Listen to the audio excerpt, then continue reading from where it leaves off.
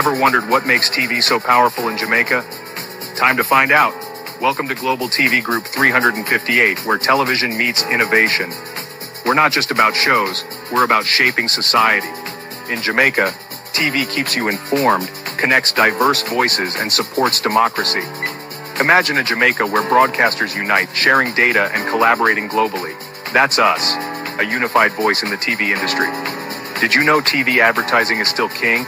It drives website traffic, boosts brand equity, and powers integrated campaigns. Even in an age of digital, TV stands strong, resilient in tough times. Our global TV deck is your treasure trove of insights and data. With charts, graphs, and success stories, it's your guide to impactful TV advertising. Curious to learn more? Visit our website and see how Global TV Group 358 keeps television at the heart of entertainment in Jamaica. Get ready to binge watch the future. Corruption is a vile disease that sucks and drains the health out of something good. Corruption in society is an evil moral infection that keeps community in the state of perpetual sickness. Corruption is a moral virus. It's so potent, it leaves its host sick, lethargic, and unable to realize and accomplish all that a well person can. Where corruption thrives, poverty and not prosperity thrives. Wealth is grabbed into the greedy, grubby hands of those who get fat on the toil and labor of good people. Corruption benefits, only temporarily, those who participate in it. Everyone else is a victim of the theft, the deceit, the dishonesty, and the lies that corruption feeds on. You need to know that a corrupt person is stealing from you. Corruption is filthy work and despicable acts of treachery done under the table and behind closed doors. Corruption is a disgusting shame. Corruption keeps a nation back from true development and from progress. Wise investors steer clear of a corrupt environment. They would rather put their resources into a place where the playing field of opportunity is equal for all and not bent towards feeding the financial lust of corrupt, lying, cheating, thieving politicians and government officials. How many wonderful development projects have been lost because the investors didn't want to do business in a swamp of evil? When those great projects go to another nation or to some other place, we all lose. Believe me when I tell you that corruption steals from you, it steals from all of us. Corruption plunders the nation's wealth. Corrupt people compromise on truth, equity, and fairness, choosing instead to feed off the short-term benefits of crookedness, exploitation, and financial perversion. Corruption is not just a personal matter, it's a culture. It's a way of life, not just for individual people, but for companies, communities, governments, and nations. Corrupt nations, hiding behind large companies, will seek to invest in other weak nations in order to take over the assets of the nation that they've invested into. They will provide financial loans to a nation for the much-needed infrastructure, and they will do it with assets that they provide. They will sign contracts by lining the pockets of rotten government officials who participate in this kind of corruption and are then held hostage by their own deceit and greed. Corruption is nothing less than a form of theft and national robbery. A corrupt person steals from everyone in society.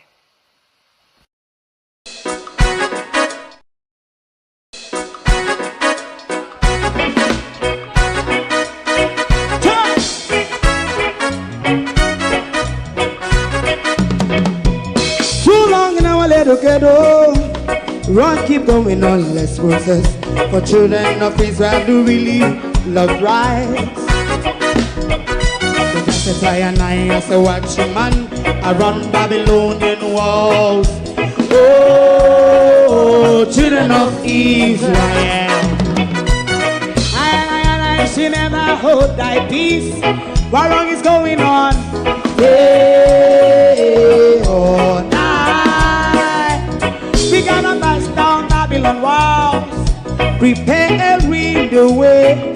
Prepare and read the way for your people. Let's go. Fight down, war and crime. Fight down. Me say Rastafari. War and crime.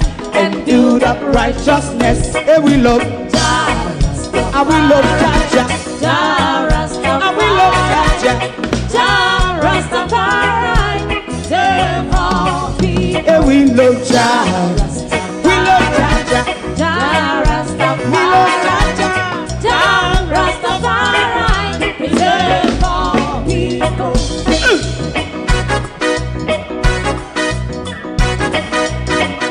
Put time away again. Listen, Yeah! just as I and I say, watch your man, I run Babylonian walls.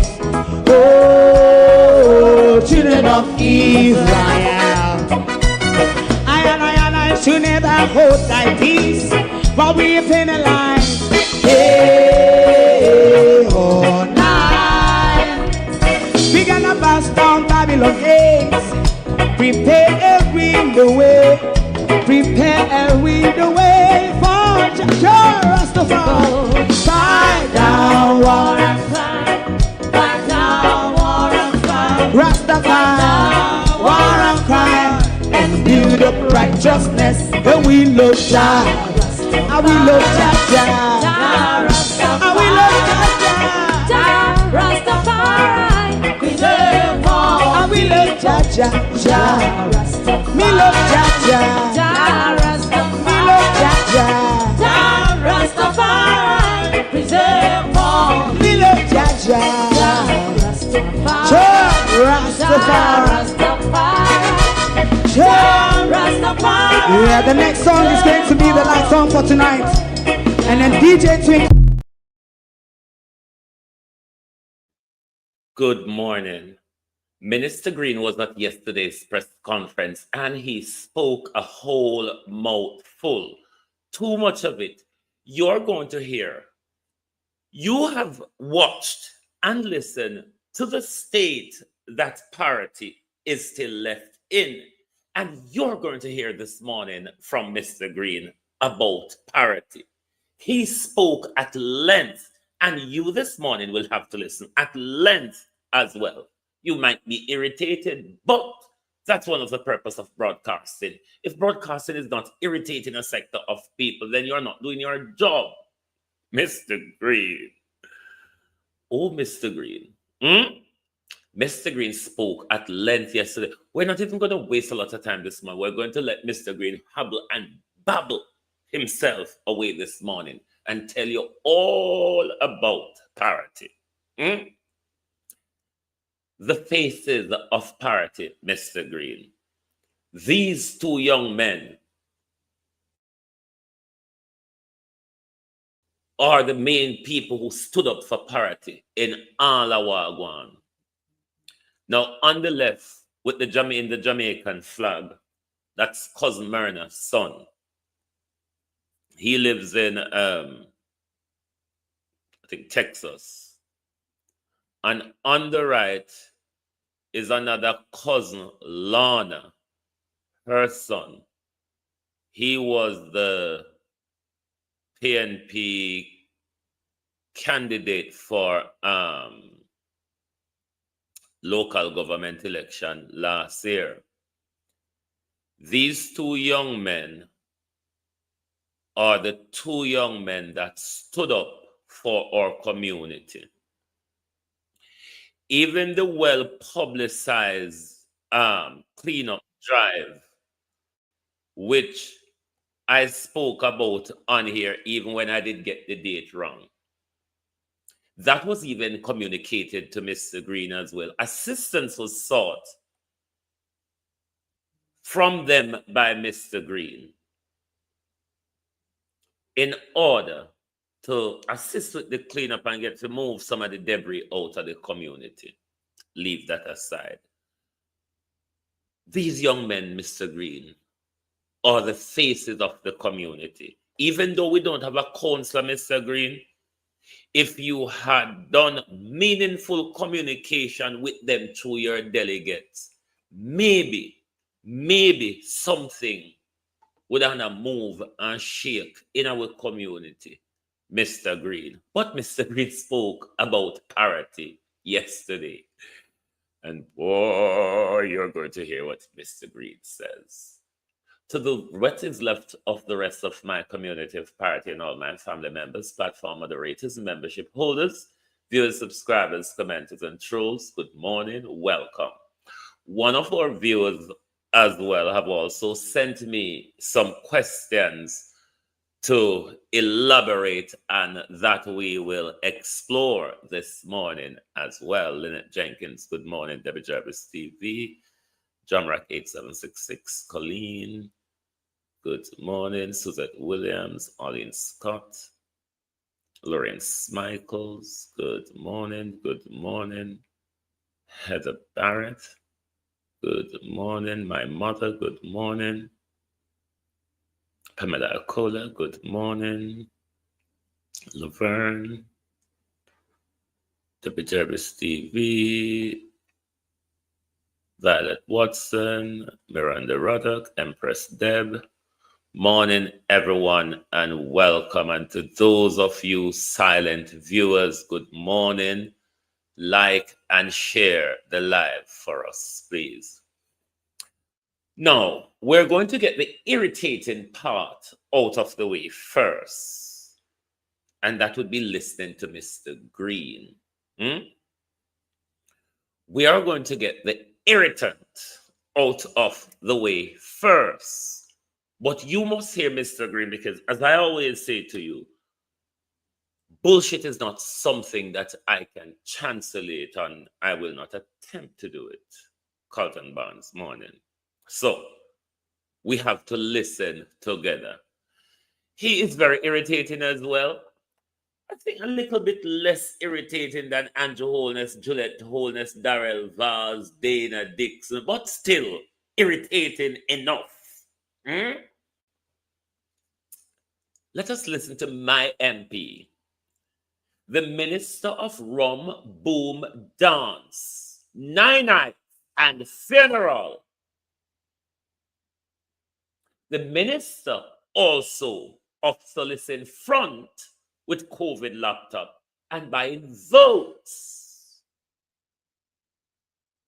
with Moroccan fertilizer. Yes, that same minister, Evan Riley, good morning.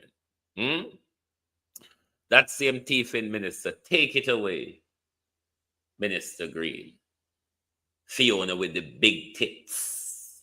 Every time I see him as House Leader, I just smile and I am just so happy. Minister Green is someone who I admire a lot, and he made me come into this world of politics because he's just such a wonderful human being. That's another lie, Dana Dixon. Because earlier this year, my darling, you probably will not remember, because this is how liars work, you see. Liars tend not to have good memory, Dana Morris Dixon. Earlier this year, you told us it was because of Kamina Johnson-Smith. You know, Kamina with the neck, with the neck standing on her shoulder. Yes, that Kamina Johnson, Dana Morris Dixon. You told us. But this is all the irritant you're going to have of Dana Dixon this morning. She soon come out of your way. But Dana Dixon, earlier this year, told us it was because of Kamina Johnson-Smith. But you see, when people lie, they do not remember the previous lie. We know you're bullshit, Dana Dixon. Dana Dixon, you know you're bullshit as well. As to why you continue bullshitting yourself. I mean, embarrassing. Even to change your hair, Dana Dixon, it would look like we're paying. And we're paying you a lot. I mean, cabinet ministers get a wallop, don't they? Good God Almighty, spend our money, darling. Every time I see him as House Leader, I just smile and I am just so happy. Minister Green is someone who I admire a lot, and he made me come into this world of politics because he's just such a wonderful human being, and seeing humans like him in it makes you feel like you can do it too. And so this morning, I'm so happy to have Minister Green here to talk about what's happening in his portfolio, and also I get to congratulate him in public for being the new leader of government business in the House. Good morning, Minister Green. Not to speak about his constituency, to speak about his agriculture and fishing portfolio, and a congratulatory on his new position of leader of the House of Representatives. Take it away, Mr. Green. Good morning, Minister Morris Dixon. Thank you so much. Our colleague ministers, Minister Williams, Minister Hill, Commander Gale, our permanent secretaries who are here. We do have a team from the ministry, CTD Palmer, our CEO of RADA, Mr. Edmondson, our CEO of the National Fisheries Authority, Dr. Gavin Bellamy, and also Mr. Price, who is in charge of our Hurricane Melissa recovery efforts. Other special invited guest members of the media, just... Want to listen carefully, you know? Want to listen, me no want to miss nothing this morning. Put on anger and frustration aside. Me know it go hurt, but put that aside and listen well. All right, me a one on this morning and hit the like button before me turn off for the government this morning and turn pan uno hit the like button because I not think I go on if you start pan uno this morning. To say before I get into my presentation, just to commend the team at the SLB and Minister Williams, I too would not have been able to do tertiary education were it not for the Student Loan Bureau. I am well, at that time I wasn't a proud recipient. And I genuinely wished that we had some of these initiatives during that time. I'm going to age myself now, but my time was a time of add-on balance. Let me tell you something. Anyway, let's talk about the most important people in our society, our farmers and fishers. We are 4 weeks post the most devastating blow to our agricultural sector. I've already outlined in Parliament the scope and scale of the devastation, a preliminary figure which at that time was about 30 billion Jamaican dollars, about 150 million United States dollars. But to put this in perspective and to explain that those figures were really preliminary, when the World Bank did their rapid assessment using their various models, they came out at about 300 million United States dollars of damage to our agriculture sector. That's about 60 billion Jamaican dollars. I visited vegetable farmers in Boghole in Clarendon and Mafuta in St. James, yam farmers in Litchfield in Trelawney, pineapple farmers in Pisgah in St. Elizabeth. I've personally seen what has happened in my own constituency with our melon, cantaloupe farmers, and also what has happened to scallion farmers in South Manchester. It is a most catastrophic event. Everywhere that I've been to, the devastation is like nothing we have ever seen. And most of these areas you would understand, like Boghole, we have seen multiple rain-related events and disasters. But again, I've never seen nothing like this. However, in all my visits, in all those interactions, the resilience... I would applaud these people to write a bit different. You know, see, the same way Fly Green speak when him come a funeral, come the speech of Parottee. They have one writing style. On turn up the thing to my youth. Bloody hell.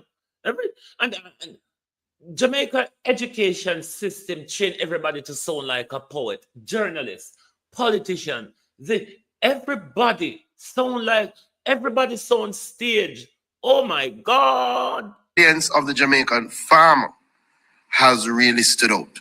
Farmers are planting again, re-establishing nurseries, repairing greenhouses, and getting themselves in a position to feed Jamaica again. We must feed Jamaica again. And that is why the response of the government is critical to accelerate the pace of the recovery and to ensure that we hit our targets of feeding Jamaica again. RADA is the leading operational arm for our National Agricultural Recovery Program. And as was shared yesterday in the supplemental estimate, the ministry has received initial funding of $3 billion for the rest of the financial year that we will now roll out as a part of our recovery program. And this will be a joined up effort between entities like RADA, Agro-Invest, National Irrigation Commission, the JAS, also our National Fisheries Authority, and our international partners like the FAO and EGA. The program focuses on production restoration, infrastructure rebuilding, and enhancing climate resilience. We have now completed what I call phase one. Phase one is our rapid assessment and our immediate relief stage. In that stage, rather largely through the use of drones, map the areas that were hardest hit and assess the extent of the damage. You would understand why we had to deploy drones to do this sort of work, because unfortunately, even our extension services suffered tremendous blows. A number of our extension officers, Jesus' name, well, rainy day. We do know that. Right. I don't know what happened there on PBCJ. What was cut out of the broadcast then? Because while Floyd Green was speaking at the press conference, there was this just clipping of this woman a pray. And a bit of what Floyd Green said was clipped out. Don't know what it was. Some disaster is going to beset us, unfortunately. Either we're going to have an extended drought or we're going to have a lot of rainfall. However, the prayer was, the cutout was much longer. I become me pause it to escape the prayer till it get back to Floyd. But the cutout of what Floyd Green was saying was much longer. But it was in context to that same line of conversation he's having. Or a windstorm, something of the sort. So we have been now, over the last few years, ensuring that we have on-hand supplies that we can immediately deploy. So in this first phase, which was over the last 4 weeks, we've already distributed 6,500 packs of seeds, benefiting over 3,000 farmers, 2,000 bags of fertilizers across 8 parishes. We've had engagements in St. Catherine, St. Anne, Portland, St. Andrew, Trelawney. We're scheduled to have another engagement in St. Elizabeth on Friday, as we move to ensure that our farmers can get back out there. We've also started some restoration work in relation to some of our RADA offices. That will, however, take some time. Unfortunately, we do have offices that were completely destroyed in parishes like St. Anne that we will have to take some time to build back. So having gone through the rapid assessment and provided that initial support, we're now going into phase 2 of our recovery, which is really about intensifying our interventions over the next 6 months. Already, we have procured over 7,000 packs of seed, approximate value of $50 million, and we are distributing as we speak to the parishes. We're already in an additional stage of procurement for another $70 million worth of seeds. We have approximately 5,000 bags of American fertilizer, which we're distributing again as we speak. And I want to pause to thank the government of Morocco for their kind support. This was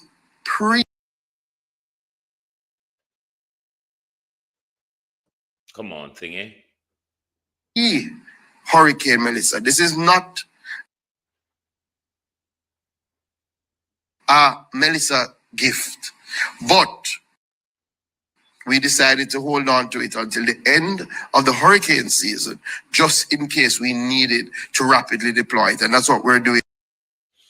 Now, we knew, those of us in Parottee, Black River, and the surrounding Floyd Green, we knew of those 2 trucks of fertilizers that was unloaded at your house on Crane Road in the run-up to the general election, Mr. Green.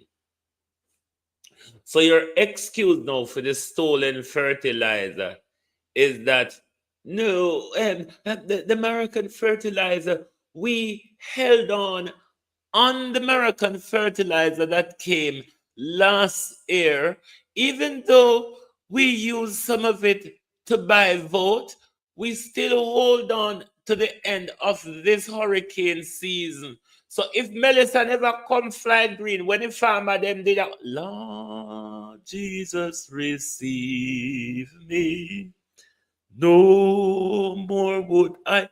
So Floyd Green, to pose and say Melissa never come Floyd Green. Floyd Green, Fiona Beswick, Big Titty Fifi, to pose and say Melissa never come, or Fifi, Is it because I don't know say Melissa they are come? Which is it, me, Fifi? We would like that is what we would like Fifi to clarify for us. Hmm? We would like Fifi to clarify certain things for us. If why farmers never get the fertilizer in a barrel, all them are suffer for it. 1. 2. If you hold it over for Melissa, to poison Melissa never come. At what point, Mr. Green, will those fertilizers be distributed to the farmers? 3, Mr. Green, during your holding over till this here hurricane season, is it because you know Melissa was coming? We want clarity on that because I'm confused as to why you never give us any explanation as to why did fertilizer them never distributed last year after burial. When we blatantly saw you, Mr. Green, in Southwest St. Elizabeth down a Parottee, Black River, Crane Road, and load fertilizer for your truck in your yard, you gave us no explanation then. But you find it convenient now, Flight Green, for jump out, come tell we say. You put it down in preemption, Mr. Green, of a hurricane this year. To pause and say Melissa never come. What you there going to do? Hold it for the next hurricane season of 2026, Mr. Green? When I see all them people love to irritate me early in the morning, they just light in the Flight Green. Flight Green, they just light. They just light in the Flight Green. They just light, and you start the irritant already. All right, Mr. Green, continue. Go on, Mr. Green. You're this morning's irritant. Go on. No, we will be also purchasing about $50 million worth of fertilizer specifically formulated for yam farmers. We saw about 70% damage to our yam crop. So we're looking at special lines, 14, 28, 14, 11, 22, 22, and sulfate of ammonia. And we're also will be putting another $50 million to procure planting material and stakes. So that's about $100 million in our program towards our yam farmers. We're also working with the Agricultural Land Management Unit to do some rapid soil analysis. We've started with our yam belt because, again, if you've been into our most damaged area, the entire topography looks different. And as such, RADA is working with the Agricultural Land Management Unit to do. Is it topography or topography? Which one of them? We don't know. This rapid soil analysis so that we can guide our nutrition program. We're also focusing on our greenhouse farmers, and already we're advancing procuring about 85,000 square feet of greenhouse material that we will deploy to our greenhouse farmers. We're going to be doing a special focus on our nurseries. So we have outlined a program where over the next 3 months, we want to produce at least 2 million seedlings. And to make that possible, we'll be procuring an additional 105,000 square feet. One thing with this liard, he can present the lie them well. Unlike Favor, poor thing. Unlike Favor Williams, who struggles to tell the lie. Unlike Favor Williams, who struggles to tell the lie. One thing with this, your liar there, he can tell a lie straight out. Trust me, he good at it. He can tell a straight out lie. Of material, we're also going to be procuring frames for 32 greenhouses, and we're procuring now some soluble fertilizers to help our hydroponic farmers that are still functional. You may have heard that we've started a free land preparation program, and that is ongoing as we speak. The idea is to ensure that there are less barriers for people to get back into agriculture. So we've started that for farmers who are interested. They can contact RADA. And this is what Flight Green used and fool Southwest St. Elizabeth people, his presentational skill, which is that's all he has. There's emptiness without that. Without the little presentational skill, because you notice him as above the rest of them when he come to the podium, he can use the presentational style where the rest of them just read or baffle or babble. Look at thief. But I him the American them a position in Jamaica and prepare for another wicked. Because I him the American them a position to take over for Andrew Holness. They want to know. You set some parameters. So if you have less than an acre, we prepare all of that for you free. If you operate up to 5 acres, we prepare up to 3 acres free. If you operate up to 10 acres, we prepare up to 5 acres free. And all of that is happening through our RADA tractor services. Additionally, we are engaging private tractor operators. But I say to the farmers, come to RADA to engage the private operator. Don't engage a private operator and then come to RADA to reimburse what you have spent. We have put out an open call that we are looking to partner with those who own tractors. We will take on that tractor on an arrangement. We will provide that tractor service to the farmer and we will do the payments. There are some areas that we are targeting for immediate recovery, like our sweet potato. And through Bodles, we'll be providing 500,000 sweet potato slips, targeting our agro parks, trying to drive up. No, it's the bar training he's illustrating. This is how you are trained at the bar, you see. So him have the bar training well and the lecturer skills. Him have them there. And I hit him use on food people because barring that, Flight Green is an empty shell. Our sweet potato production. We've started procurement of water tanks, gravity drip kits, pumps, and drip lines because, again, access to water is critical in the recovery effort. Additionally, I'm pleased that... No, who said that? Immigration. No, I know Parottee want to build this city. Remember, he wants to build a 3rd city in St. Elizabeth, which he wants spread out Black River. So that's why people like in Lagwood, Jungle, and Newtown and so on becomes at risk of his land grab. But Parottee is in the way of his South Coast tourism development because we are on that coastline from Black River where he would start the South Coast tourism development from. Also, I think what their plan is that lake, they're going to dump it up. I think that's what their plan is. The lake that we sit in between the lake and the sea.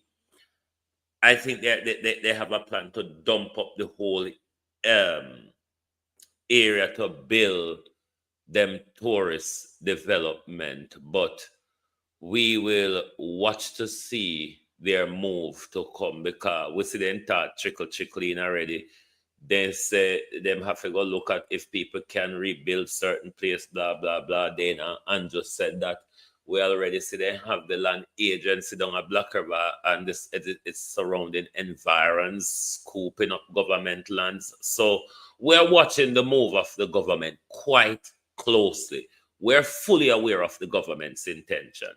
I mean, not everybody, but a lot of us are becoming more and more aware because the people on the ground are not convinced that this was a hurricane. A lot of people are becoming more and more convinced that this just was not a so hurricane. Announced that of the $3 billion that have been earmarked by the Ministry of Finance, $800 million has been allocated for emergency work to our farm road network. Our farm roads suffered tremendous damage. And again, we all understand, if our farmers can't reach to the farms, if they can't get out their produce to the market, then we have another challenge. Clearly, this $800 million, based on the amount of work, may be able to do about 40 roads in this initial phase, but I'm very sure that as we continue and get additional support, we will step those numbers up. On the livestock, you may have heard some of the numbers.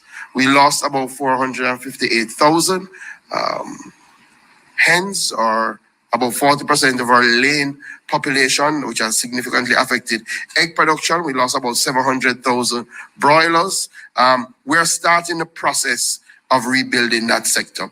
Already we've procured 100,000 broiler chicks and feed, which will produce about 160,000 kilograms of chicken meat. We're starting distribution this week. Clearly, we're targeting the farmers that have the capacity to continue. But as part of this broiler initiative, we will be focusing on building back infrastructure, because a number of farmers in the hardest hit parishes not only lost their chicken, not only lost their feed, but they lost their chicken coops. So we're going to be building that back as we move forward. We also have specialty programs that we're outlining for our pig farmers, our cattle farmers, our small ruminant farmers. We're procuring about 9,000 bags of animal feed to help in that regard. That is just RAD and just some of what we're doing. But there are other entities that are critical to this recovery progress. The national... Hold on there. Zenet, Lagwood, Jungle, Parottee are at very serious risk at the moment in the Prime Minister's land grab, New City, and South Coast Tourist Development, because we keep speaking of the New City and keep missing what the Prime Minister said. The Prime Minister spoke about both the third city and the South Coast tourism corridor that they're going to develop. Now, that corridor, I've been saying this forever, that corridor the Prime Minister spoke of is 95% residentially owned from the coastline of Black River all the way to Treasure Beach, barring Rona Fort Charles, Prime Minister. Which part did they? Where did they? For you come there, come develop any tourism? Put your city aside. Well, my advice and my cousin advice is to you, build it in a zigzag round way. Wherever you can find a little patch of land, Prime Minister, build it in a zigzag round way. Irrigation Commission, despite widespread damage to our electrical infrastructure, the NIC has moved aggressively to restore service. We have done much better than Hurricane Beryl. And I think that is something that we should celebrate. Power has now been returned to 85% of our water production pumping stations, 37 out of 44 for 4 stations, including in St. Elizabeth and 1 in Trelawney. We have deployed diesel generators so that those stations can operate. It was one of the things we saw in Beryl. It took us a long time to get the hardest hit areas back up and running. Already, we've used 4 generators, and in some of those areas, the NIC is pumping as we speak. In fact, today, 98% of the NIC customer base has water service restored. I think we should give the NIC a big round of applause for that. The phone stand just... A big round of applause for that. The NIC is also operating 12 water filling stations, and one of the things that we have been doing is to provide social water in some of the hardest hit areas. 2.3 million gallons of free water has been provided, supported 1,836 persons across 45 communities in Trelawney, Hanover, and St. Elizabeth. We're also focused on our canal cleaning. You can imagine that we have a lot of debris in our canals from Hurricane Melissa. 20% of the canal cleaning has already been completed, and we're moving on that restoration activity. The Agro Invest Corporation and our agro parks is going to be a critical part of our recovery, has started to engage our agri-park farmers. In fact, they had an engagement session with them last week, Tuesday, and they have officially launched a 1,000-acre boost recovery program, which is targeting the rapid return of key crops such as tomatoes, vegetables, melons, sweet potatoes, cassava, hot peppers. Farmers in Clarendon, St. Catherine, and St. Elizabeth are already engaged with... No, Mulgrave is not near Parottee. I don't even know where Mulgrave is, to be honest. Portland, St. Thomas, and the corporate area being mobilized. Under our 1,000-acre AgriPark Boost Recovery Program, we would accelerate land preparation, drain cleaning, road repairs, irrigation recovery, seedling supply, fertilizer distribution, and coordinated input support. We're also fast-tracking our matching grant scheme, where we're providing up to $750,000 to farmers for tools, irrigation supply, fencing, and planting material. Additionally, we are using private tractor services in our agri-parks with the target of preparing at least 50 acres per week. We're providing that at discounted rates of up to 62% to get our agri-park farmers back up and running. The JAS has also been on the road with the United Way team. In fact, the United Way launched a fund to support Hurricane Melissa recovery efforts, and I want to formally commend our champion athlete, world champion, Oblique Seville, who was the first donor to the fund, contributing $500,000 to the fund and starting the JS on the road to help with the United Way for the recovery. Our fisheries sector, again, tremendous blow. Over 3,000 boats that have been Bill up on yourself for the judgment. damage. Almost all our fishing beaches on the south coast have been tremendously impacted. Almost all our fishers lost most of their fishing wire and their pots. And as such, we have already started our immediate relief. We've already distributed over 900 rolls of wire valued at $19 million to fishers across Lord God Almighty.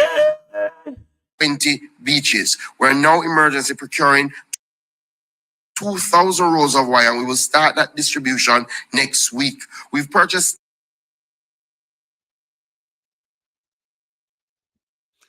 man. 10 2,500 gallon tanks to No, this buffering. be positioned at some of our fishing beaches to help.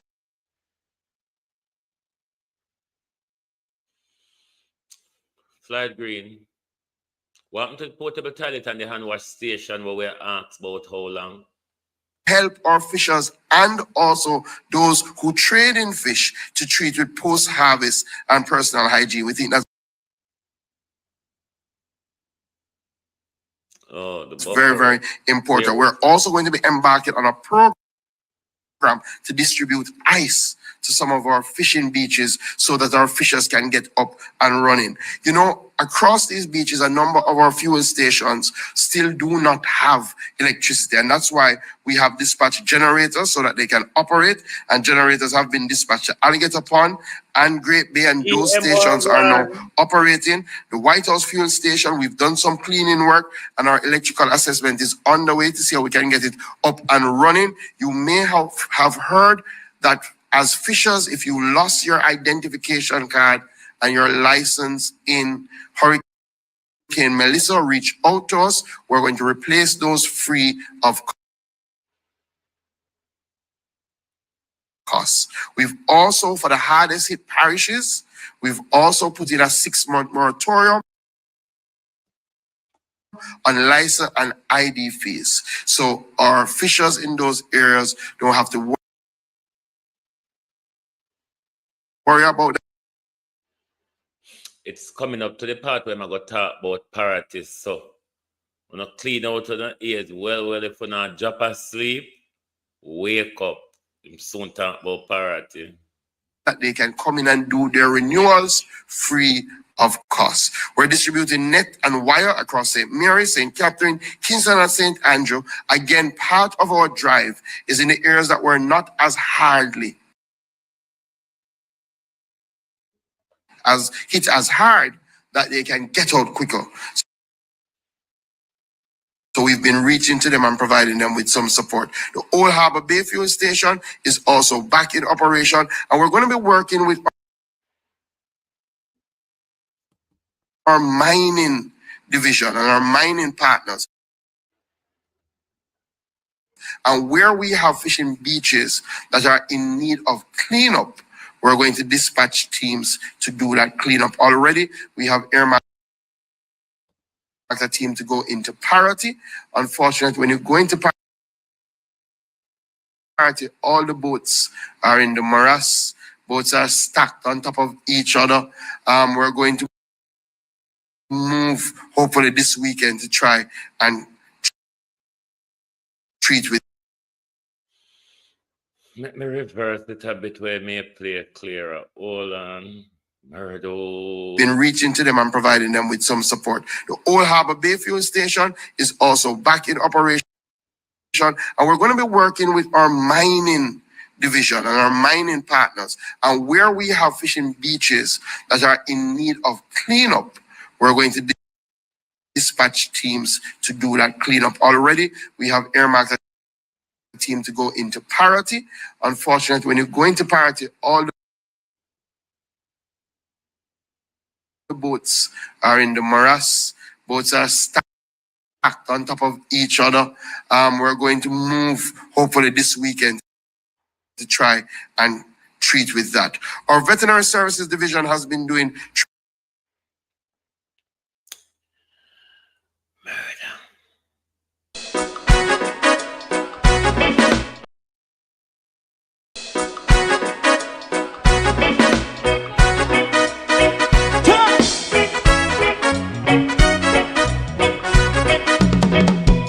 Too long in our little ghetto. Run, keep going on, let's process. For children of Israel do really love rights. So just a fly and I as a watching man around Babylonian walls. Oh, children of Israel. I should never hold thy peace. What wrong is going on? Day or night. We gonna bust down Babylon walls. Prepare every the way. Prepare every the way for your people. Let's go. Fight down, war and cry. Fight down, me say Rastafari. War and cry and do that righteousness. And we love Jah. And we love Jah. And we love Jah. And we love Jah. We love Jah. We love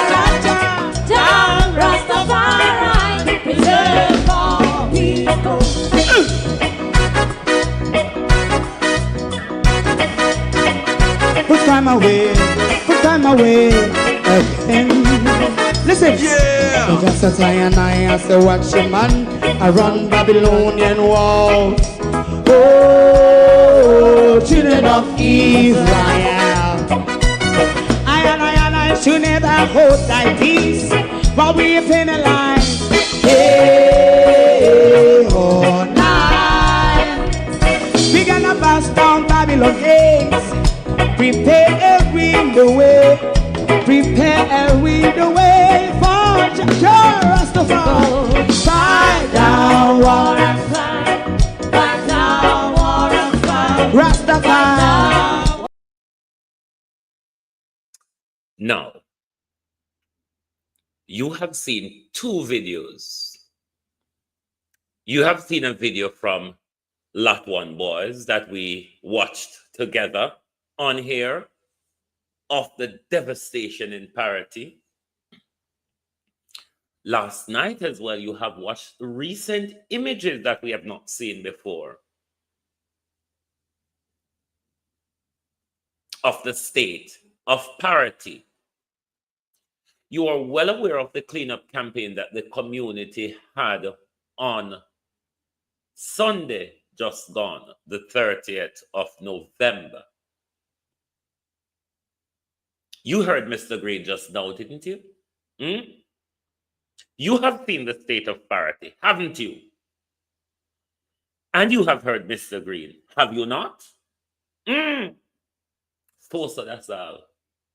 Not another word. Not another word. So what do you want me to say this morning? What can I say? What should I say?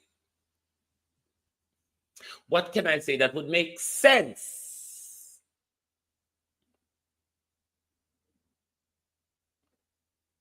Because the way how Jamaicans would deal with this is to cuss up one whole heap of galang in whole flight and push him back up to Netherlands region and all of that. But me kind of tired. Me kind of tired. Me seriously kind of tired. What else can I say? You heard Floyd Green? Not a word about Parottee. Floyd Green said, I'm going to clean up the beach. Beach. Beach. Beach. Yeah. Beach. Floyd Green said, I'm going to clean up the beach. As if we hold them no broke down. As if we host them no broke down. As if we community no partially marooned. As if we don't have a dead body, one of our family in a water where we beg them help with from however long. What me fi do? And what me fi say? You heard Floyd Green just now. Floyd Green spoke nothing of the devastation, the worst hit area in his constituency. Floyd Green spoke nothing. Floyd Green said, arrange one clean up team figure clean up the beach. Big tits Fifi, the beach. Murdo. Yes, a AI and drone and Google surveillance. They use and imagine the damage. Google's satellite just fly over the place. As kind of know Google lie and wicked, just like Floyd Green and Dana Dixon and Andrew Holness them. So Google just fly over and said, that's it.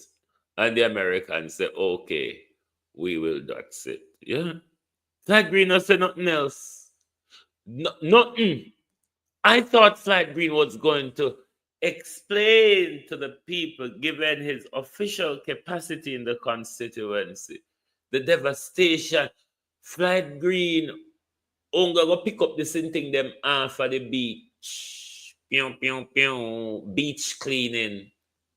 Beach cleaning. The minister spoke of no assistance. The minister spoke of none of the infrastructural damage to the land that has become an encumbrance to the community and the people. Mr. Green said nothing. Zilch. Nil point. Not as a word. Not a word. It never happened. We, said Mr. Green, have not seen it yet. What are you talking about? Even though I live on that same stretch of road, I have not seen it, said Mr. Green. Wider. You never like that the other day. So the when you try to come from the beach now, when you try to get high, you will see water come back in. At night, you try to get low, water go back. Oh, so are you, each time You try to come back, you don't move more land. This is emergency. This is not something because the phone system is very delicate down here. We don't get no phone system. So you can't get to call the proper people. Right, yeah. Me realize so everything for me dead down here. So. You understand? So Floyd Green, they're saying good, but this is not somewhere good. And a guy, me watch him over there, oversee, I watch him do. This is the time when you need it here to do something. You can't keep hiding. But the rest, you hide people need help. Does it not get worse? When you get stroke, one side of your body dead. When this road cut off, it's like when you get stroke. So community dead right now cannot now go through it. True. Just to get on the other side, you have to go how much miles round just to come back on this side. Yeah. And because nobody there have to talk, you don't hear nothing about it. The road need fix, man. Not even say talk, for sure. You know. That's and to be honest with them, come down here.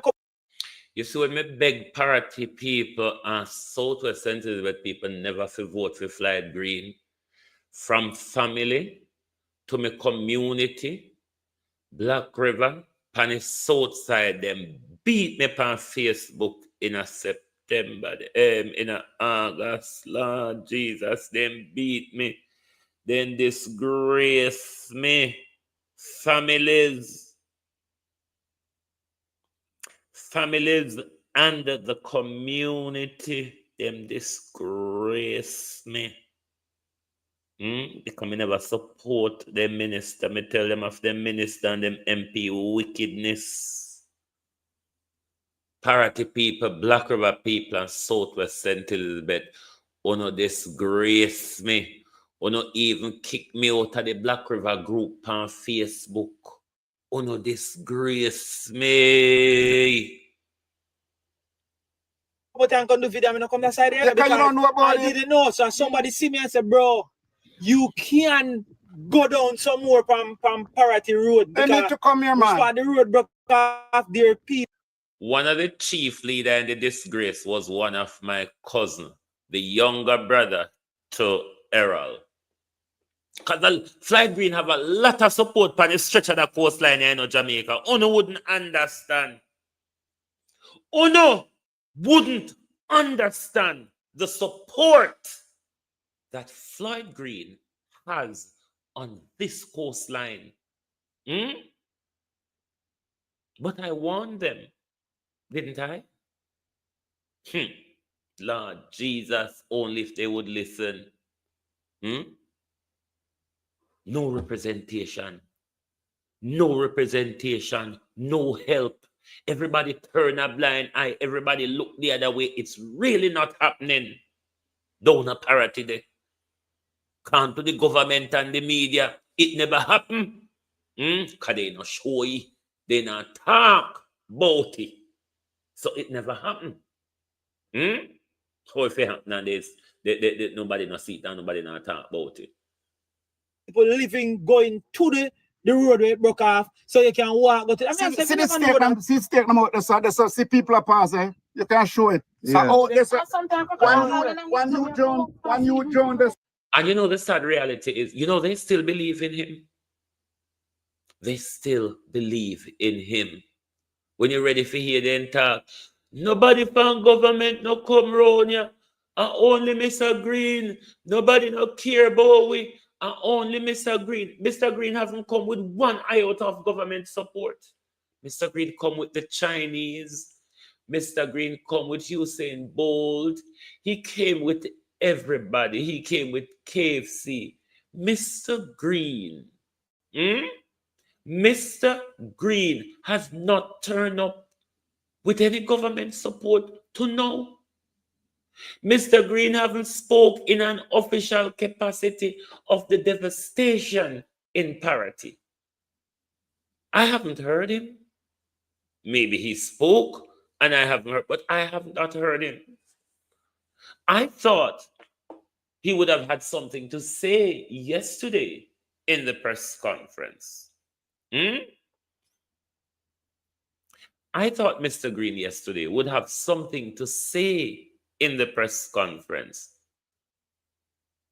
If Mr. Green was serious about cleanup, when Jellan come all the way, Mr. Green, from Texas, and they arrange cleanup, get the community together, well publicized, Mr. Green. It was communicated to you. You have many delegates in the community, Mr. Green. Assistants of trucks were sorted to pick up the debris from the community when they were doing their cleanup on Sunday, Mr. Green. Not props. Not a thing. And then you went to press conference. You went to press conference and you said, you shame me now. Because Jellan, the Bennett boys have put you to shame. Andel Bennett and Kevar Bennett, they have put you to shame, Floyd Green. Because Kevar have to left in business and Mandevlan come and pay attention to the community because we don't have no council to represent we. Jalan have to left and Texas come down to come arrange, clean up, Slide Green. You are embarrassed. Just like how Andrew Owners come from foreign and embarrassed and come cuss way off. Why you never cooperate with Kevar and Jelan? Why you never cooperate, Slide Green? If you're serious about cleanup, why you never cooperate with Kevar and Jelan when they arrange a cleanup for the community? Something which was well publicized, something you were informed of, Slide Green, something your assistant was sorted. And you got a press conference, go say, you're going to send mining team to go to beach clean up a Parottee. So what about the rest of it? The rest of what's there to be done? What about the infrastructural damage to the land?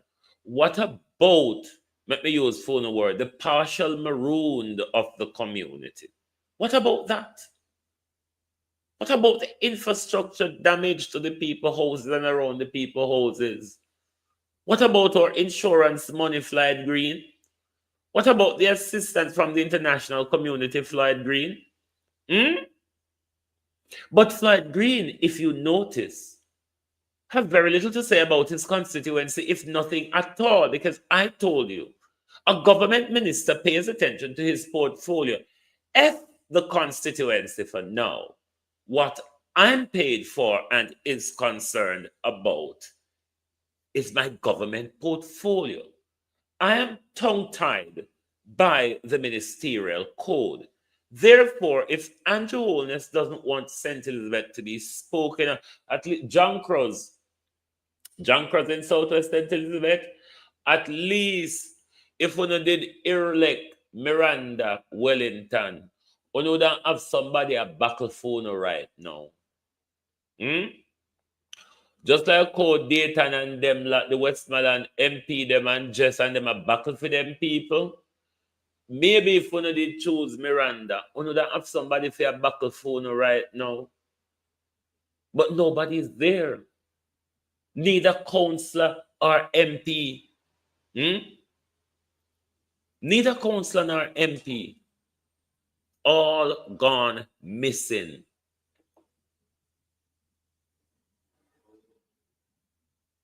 All gone missing. Slide Green. But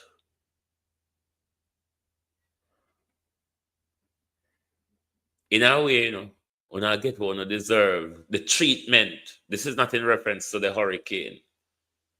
This is in reference to the treatment. Because I did one, You all knew.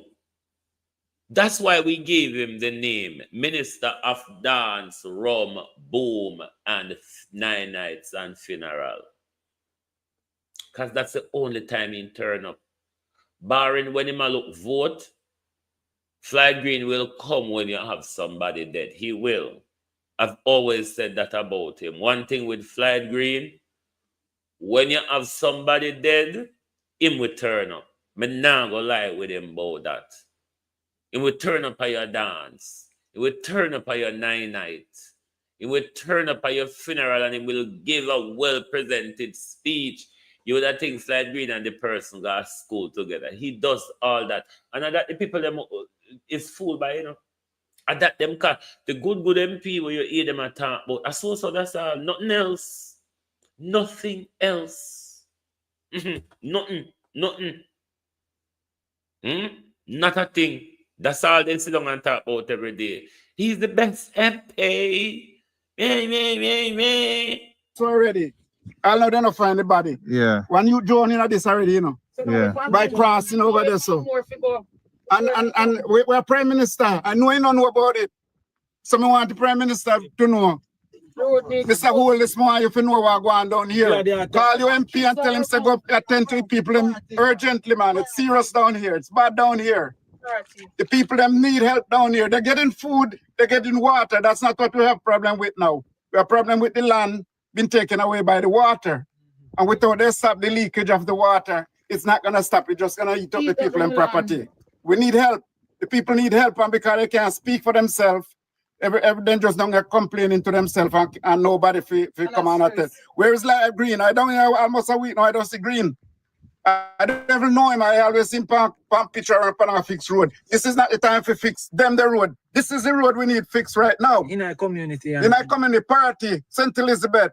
Today, not tomorrow. I don't think nowhere in Jamaica got damage like Parottee. I'm not trying to be competition, but you have people houses collapsing. You have people lose them boat, car, engine.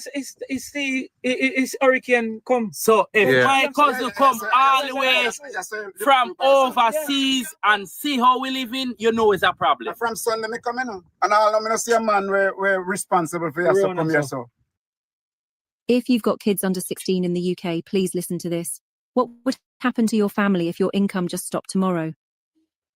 Yeah. And the people when they come here say them come all now they can't come. That's why I tell them say don't be afraid for when persons like me come in here. I know you I know your program. I watch your program Jamaica a lot when I'm over there. I watch Jamaica walk by all the time. I'm glad for no see you there because me can't get my phone for call out. I post these things to make sure say my Prime Minister, which I respect him a lot because I know I'm the wealthy country. But I don't think he know what's going on down here. And he need to know. He need to know because Mr. Green know.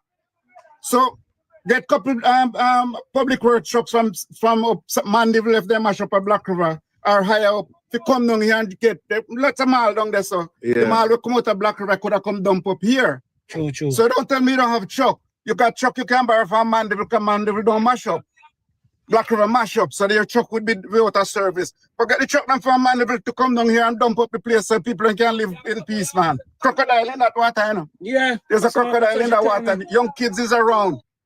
Are you just ignoring the people? Mr. Prime Minister, I know you don't know, but I hope you see this.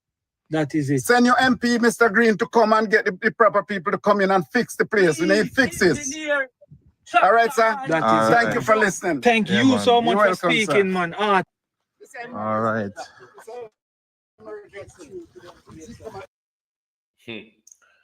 Mr. Green. Mr. Green said Mathen Chuck. Mathen mining people go clean up the beach in Parottee.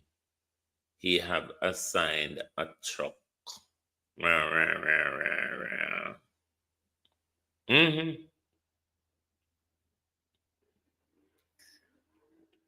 Mr. Green have a lot of support, and that very coastline that you see, which is so battered there, Mr. Green is strongly supported in our community. Mr. Green lives in our community. It's not like a community where you know an MP is stranger to where a vote time alone. No, Mr. Green lives in our community. Mr. Green lives on Crane Road. Parottee Road and Crane Road is one stretch of road. Mr. Green, which part you see them stand up there where the road bus out, is just about a 45 minutes walk. Walk, not drive or ride. Walk to Mr. Green's house. All right? So it's not a community that Mr. Green is stranger to. Mr. Green sits in Andrew Holness' cabinet. Mr. Green sits on the sub-cabinet committee. I mean, so how Andrew could not know? Andrew flew. It's one of the first constituents that Andrew flew over. Andrew stood 5 miles from where the bus out there and declared Black River as the ground zero the day after Melissa. It's a careful plan, though, is it not? Prime Minister Wan Land. Let's turn to the questions I've been asked this morning.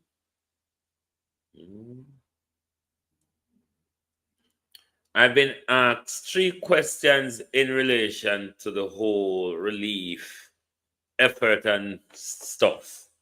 So the first question from one of our viewers is, when Andrew Holness say he's going to give out food vouchers, where exactly will people be able to shop with them? Now, that question I have concern around myself, and I wish the Prime Minister could give more clarity on that. But in relation to how the Prime Minister spoke when he spoke of that, it gives me the impression that that can be spent, whether it be at supermarket or local shops. Now, there's various issues here. The voucher, one. A government, I think almost you're going to need ID to access the voucher, based on something Alvin Gale said in the PAAC committee in relation to the inventory system they are setting up to follow the resources. So obviously, ID would be sorted in relation to that. The other problem is how much of a dollar value, because we know this government is latched on to not more than $20,000, which $20,000 cannot buy food enough for a family of 4, which is the metrics they use. If it is a voucher of $20,000, how often would they receive that voucher system? Is it a weekly or a monthly? These we need clarification on from the government and the Ministry of Labor and Social Security. How much of a dollar value will be the voucher issued by the government in the cancellation of the food packages, in the replacement rather of the food packages? And how often will these vouchers be delivered? And for that matter, where is there a specification of where they can be spent? Or is the understanding that we have that there's a possibility that it can be spent at local shop or supermarkets? These are things that the government needs to give us clarity on, because the broad brushing doesn't really answers the public's question, Prime Minister. So to my view, I know you're watching, I myself need more clarity from the government. And it's good that you ask this question so we can pose to the government what we need clarity on. How much of a dollar value will be these vouchers that are being issued? Where can they be spent? And how often will they be issued? It's important for us to know those information. Then the second question goes on to how are people expected to collect these vouchers if so many have lost their ID and their plan to and is there a plan to in place for that? Now, this is, as well as the question just posed to them just now, more clarity from the Ministry of Labor and Social Security. I am assuming, based on the trajectory, that identification will be a requirement. Now, if identification is a requirement, how does the government plan to deal with the issue of the distribution of these vouchers if people have lost all their identification, or for people that matter who probably never have the identification before, whether it be passport or so. The broader question, though, if the government, and this is a very serious part to it, given the government way of lurking around things and jumping out of bush pan way. The replacement prime minister of identification. We have various identification mechanisms, which we know the intention of it is to roll them all into one. We have our passport, driver's license, TRN, fishers and farmers license and all that, voters ID. For those prime minister, people who have lost their documentations, other than the replacement of passports, prime minister, will people be forced to accept a NIDS identification in relation for the renewal of their lost identification? It's important that we ask this question, Jamaica. Because we know the prime minister have his intention to push things, brace up things, pan with up. Brace up in a corner and then brace up things pan. So that's an important question as well. And that we need clarity from the government on the replacement of lost and destruct identification. Will people be forced to enroll into the NIDS identification system, Prime Minister, in order to get back them lost or damaged identification? And this is something that the broader Jamaica needs to be asking in relation to these things, because we know the court already tell the Prime Minister you cannot use NIDS as a barrier. You cannot use it as a barrier to deny services to the people. So that is something we need to keep in focus.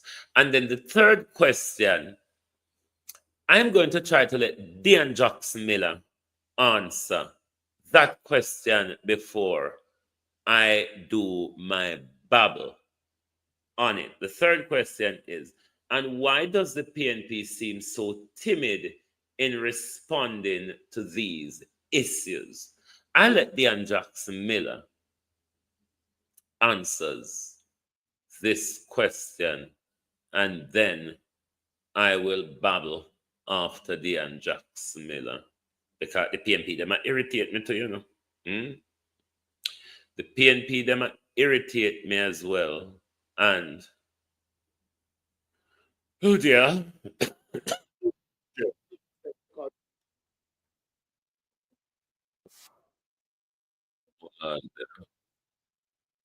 Where are we? Chance to dive into the basics of HTML. So Let me Dean Jackson Miller answer this question. Bear with. Imagine being able to build an app with your name on it, just by thinking about it. Meet Base 44, a complete AI creation. Somebody said, Come maybe if me start on the PNP them this morning, you see, all hell might just broke loose.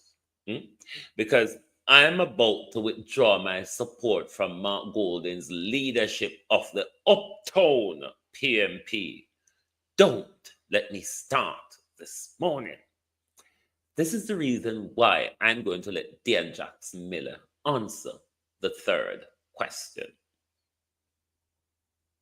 and a lifeboat for the PNP now, or maybe a life buoy, or even a noodle, but send something because they need help And this was on full display in the sitting of the Parliament that I'm going to be talking about in this video.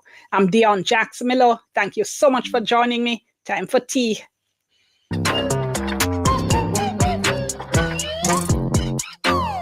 So the Speaker of the House of Representatives, Juliette Holness, has a very rigid approach to presiding over the Parliament, right? She likes to quote the standing orders at length, read from them at length. And she says her mandate is to bring order back to the House. All right. Now, how she presides over the House deserves its own video, right? But not today, because today my main point is that the opposition PNP is not being strategic in how they respond to the Speaker and how they maneuver and act in the House. Remember, the Speaker has massive authority in the Parliament, right? A lot about how the parliamentary sittings run depend on who is in the Speaker's chair. The Speaker sets the tone, how he or she maintains order, how they deal with disputes when they come up, whether they're witty, whether they're fair, whether they have a good relationship with the opposition. A lot of the atmosphere in a parliamentary session can depend on who is in the Speaker's chair. So what happened at this sitting is that opposition Member of Parliament, Peter Bunting, who represents South Manchester, wanted some questions tabled in Parliament. This excerpt starts near to the beginning of the sitting. The House Speaker has been going through the agenda, and then MP Bunting gets up. I'm at public business. I'm at public business. Madam Speaker, member from. Madam Speaker, member. I stood under questions and answers to questions. It has not reached my desk, member. But that and has you're nothing, aware. Madam Speaker, the standing orders doesn't. House Leader.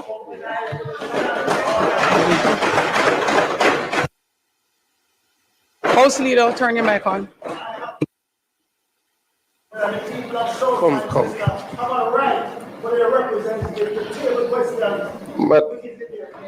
Madam Speaker.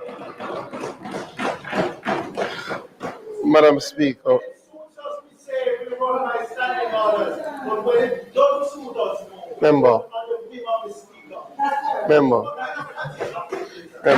So it looks like Mr. Bunting's mic was turned off and he continued to talk off mic. You can hear him practically yelling in the House. And the use of the microphone system in Parliament also deserves its own video, but not today. Here's Leader of Government Business, Floyd Green, and after him, you'll hear Leader of Opposition Business, Philip Paulwell. Madam Speaker, firstly, let me join my own welcome to the students from the Northern Caribbean University, an excellent institution in Manchester. They have done extremely well, especially in relation to research and areas like robotics and entrepreneurship.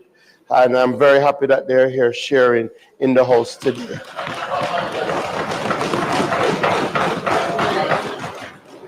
Madam Speaker, in public business,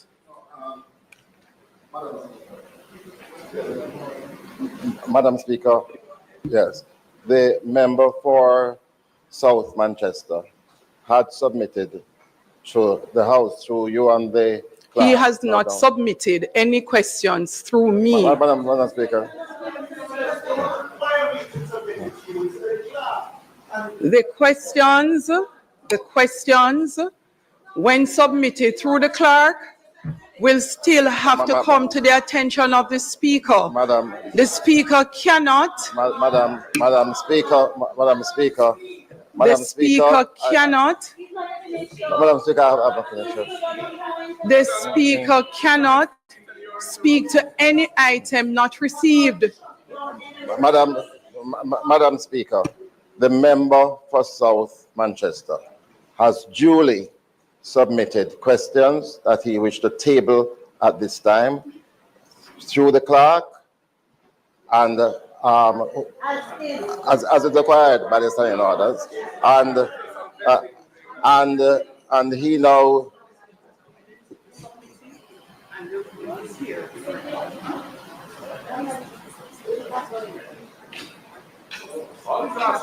yeah.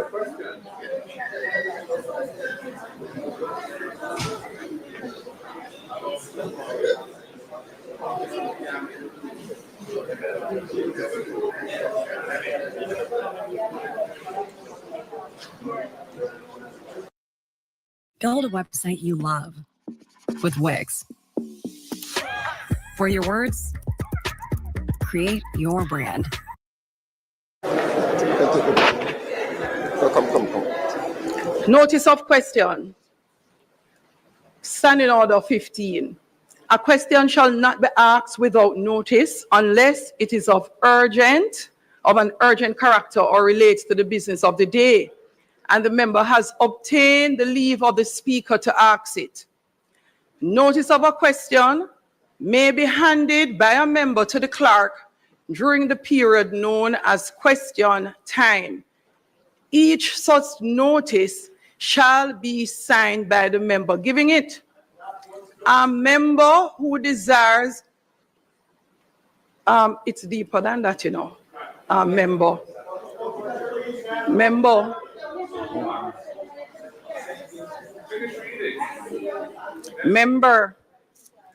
The standing order goes on in detail to contents of questions.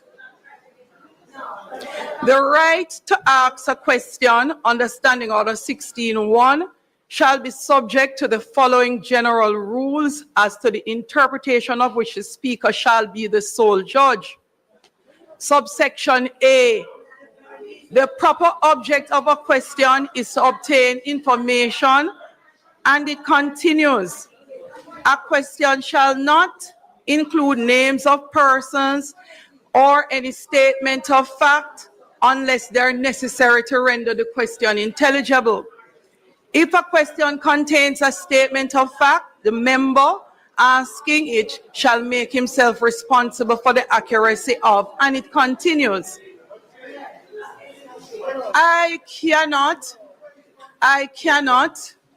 I'm not going to read all of the 20 points.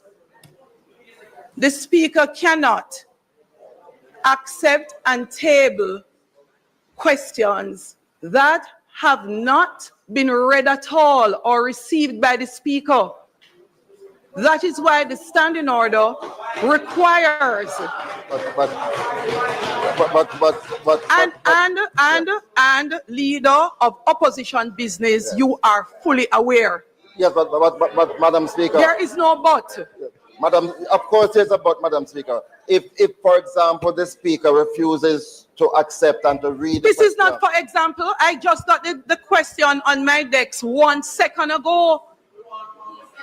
The member came to the office of the Speaker at approximately 15 minutes or so after 2.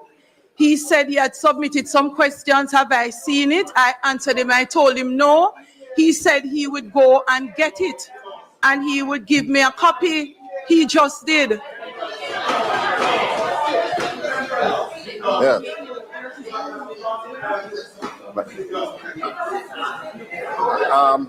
Why can't you just go and have a look at them? Yeah, but it's this morning. Look, the way the speaker is dealing with the leader of opposition business in the House is unfortunate. It sounds disrespectful. It doesn't sound good. Okay, now we get to the problems I have with how the opposition approach this issue, all right? I would pray in these matters we don't have to be contentious. The questions were sent to the clerk today. There is a requirement that the speaker must review the questions before the questions are tabled. Because before the questions are tabled, the speaker must review, because if the questions do not accord with the rules, if they include statements of fact, etc., that cannot be verified. Hold on. The speaker shall be the sole judge. So, members. The problem, I think, with this question, if you listen to Peter Bunting later on, this question, it's not in this clip though. This question was in relation to Central Manchester mining, and there's some effects to Melissa. Possible the flood, the down so. But the reason they don't is the same reason they shut down the landslide question before Melissa. And you saw the effects of landslide across Jamaica. The problem here, there's many problems here. One, the Prime Minister entrencher to block anything important of the nation. But two, the PNP continued participation that they should or must withdraw from the government legislative agenda, meaning the government cannot get any legislation through while the Prime Minister's wife is still sitting there. We're not going to get any headway. Members, allow us to be reasonable. If the speaker, if the clerk gets the questions today, the speaker has to review the questions. You're giving notice of a specific set of questions. You can't give notice in general. The notice is attached to a specific set of questions. You members and members on our side, let us go over this again. The notice is attached to a specific set of questions. You do not give notice in general. You give notice that you're going to ask these specific questions. Before that can be done, the speaker has to review the questions to ensure that they accord with the standing orders. The questions came in. You see, everybody have put the blame on Philip Palwell. What about the clerk who got the question and failed to hand them over? Or is it that the clerk hand them over and Juliet Holness is lying because she don't want that particular question be asked? Today, the speaker will do her review and will revert to the member. House Leader, I will ask you not to take your seat as yet. Let me read further for the member. Subsection 2 of same Standing Order 16, which is why you are sure the speaker is required to review before just putting a document forward. If the speaker is of the opinion that any question of which a member has given notice to the clerk infringes the provisions of any standing order or is in any way an abuse of the right of questioning, he may direct A, that the member concerned be informed and that the question is out of order, or B, that the question be entered in the order book, which such alterations as he may direct. We have never had, even in practice, outside of the standing order, this approach that you're attempting to take. It's out of order. Obviously, the question arises as to why, if the clerk got the questions before 10 o'clock, why they couldn't get to the speaker, so maybe the speaker would have had a chance to read them and go through them, seeing that the clerk must have known that the opposition would have wanted them to be tabled in Parliament that day. But let's give everybody the benefit of the doubt. It's the day that Parliament is going to sit. Let's say the clerk was overwhelmed. She had so much doing, she couldn't get to it. Let's say even if the questions had got to the speaker, again, it's a day of Parliament sitting. Maybe she was so busy as well, she couldn't get to it. Let's just assume all of that. My point is, you know the situation. Why are you putting yourself in this position? Anyway, never done yet though, because the opposition leader, Mark Golding, got up as well. Thank you, Madam Speaker. The crux of this issue, yes, you have to review the questions, and a reasonable time ought to be provided for that. These particular questions were submitted by email before 10 a.m., we're told today. So they've been at the Parliament for 4 hours. You're saying that you've just got them.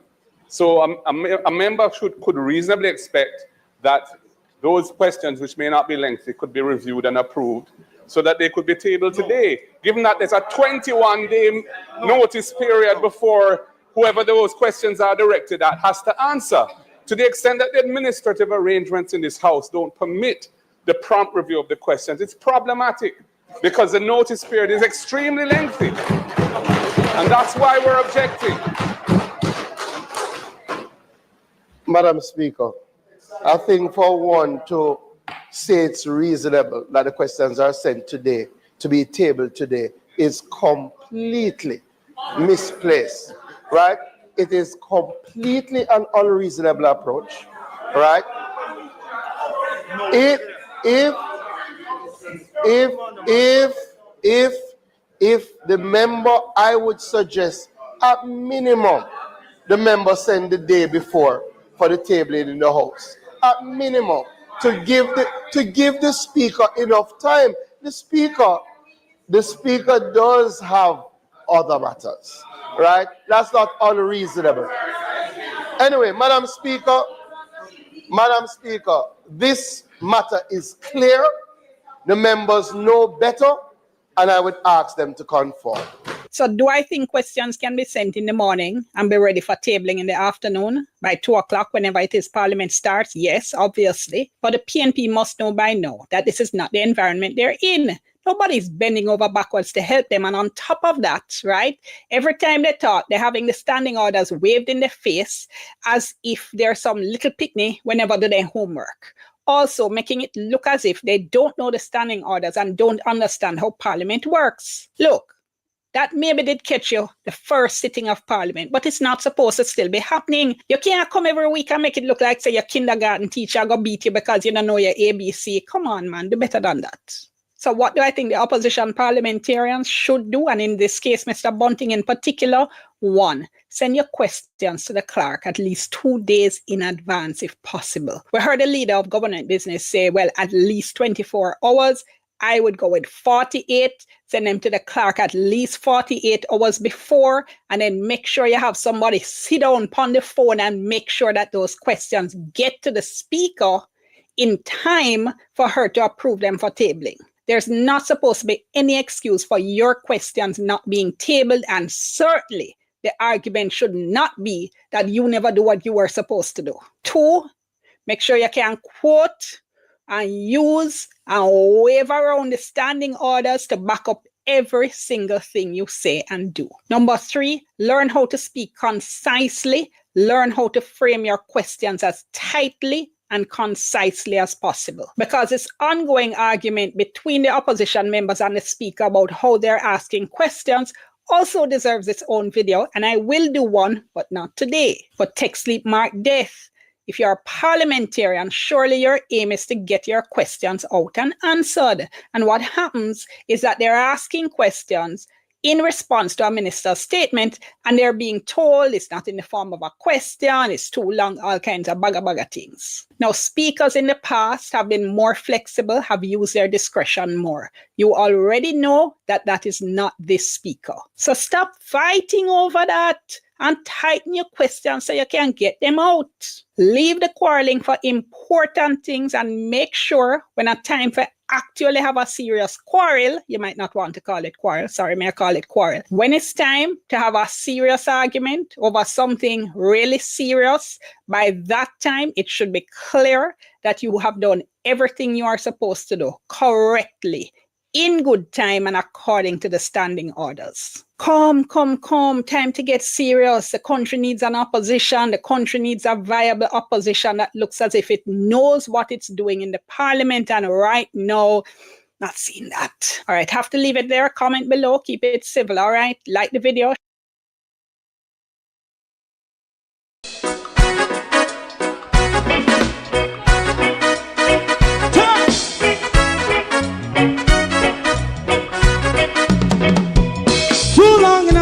Ghetto, run, keep going on, let's process for children of Israel who really love rights. So just a try and I as a watching man around Babylonian walls. Oh, children of Israel, I should never hold thy peace. What wrong is going on?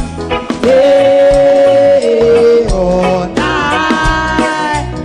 we gonna bust down Babylon walls. Prepare and read the way. Prepare and read the way for your people. Let's go. Fight down, war and cry. Fight down, me say Rastafari. War and cry and do that righteousness. And we love Jah. And we love Jah. Jah Rastafari. And we love Jah. Jah Rastafari. And we love Jah. We love Jah. Jah Rastafari. We love Jah. Jah Rastafari.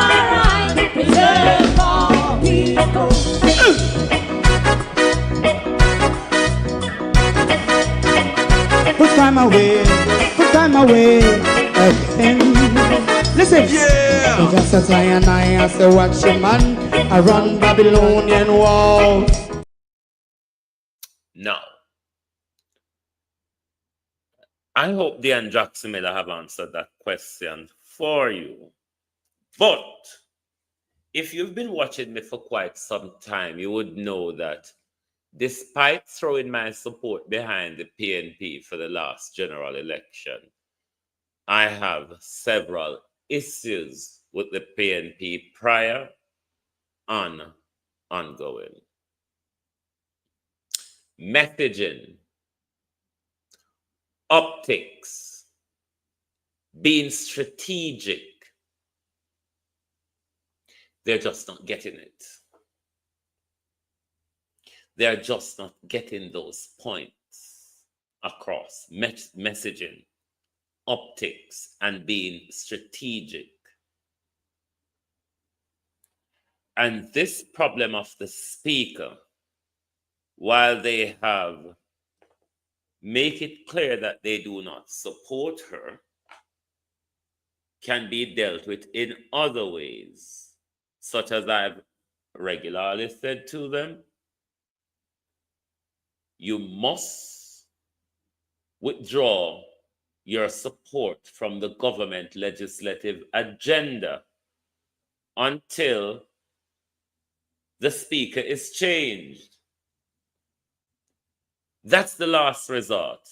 We have got to that point because with the entrenchment of the Prime Minister's wife, we will never be able to get the chance, and we've seen repeated, not just since this parliament, in the last parliament, repeated behaviors of it where questions get blocked if it doesn't go with the agenda of the government or if there's something that they're hiding.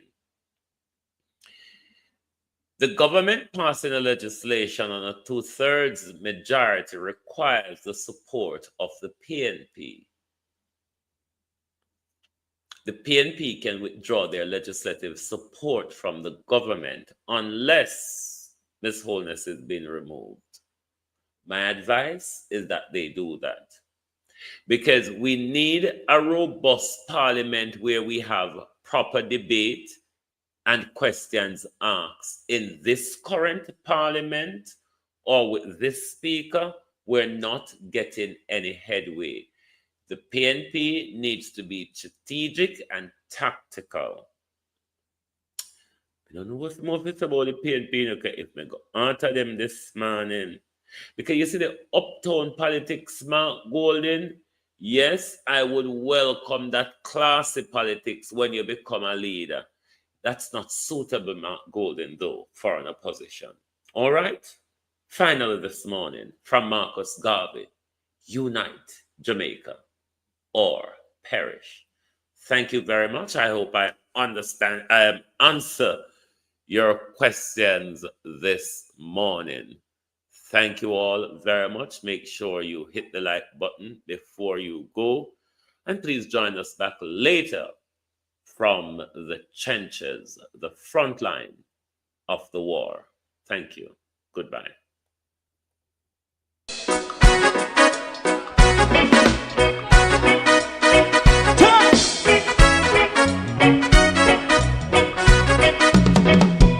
Too long in our little ghetto, run keep going on less process.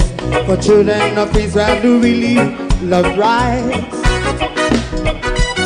Just I and I as a watchman, I run Babylonian walls. Oh, children of Israel, I she never hold thy peace. What wrong is going on? Day or night, we gotta bust down Babylon walls. Prepare every the way. Prepare every the way for jumping. Let's go. Fight down, war cry. Fight down, me say Rastafari. War and cry and do that righteousness. And we love and we love Jaja. And we love Jaja.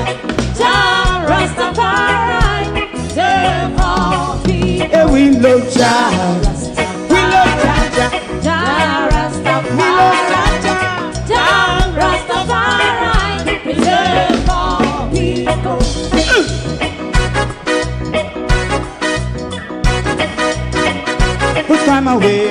Put time away again. Listen, yeah. Just as I and I say, watch a man, I run Babylonian walls. Oh, children of Israel. I should never hold thy peace while we penalize. Hey, oh, night. We gonna bust down Babylon gates. Prepare the way. Prepare the way for Jah Rastafari. Fight down war and fight. Fight down war and fight. Rastafari, war and crime, and build up righteousness. And we love Jah, and we love Jah, Jah. And we love Jah, Jah Rastafari. Preserve all. and we love Jah, Jah, Jah. Me love Jah, Jah. Jah Rastafari. Me love Jah, Jah. Jah Rastafari. Preserve all. Me love Jah, Jah. Jah Rastafari. Jah Rastafari. Yeah, the next song is going to be the last song for tonight. And then If you don't like missing out on the latest shows but still enjoy classic hits, then Global TV Group 358 is your perfect match. Global TV Group 358 isn't just another channel, it's your ultimate TV experience.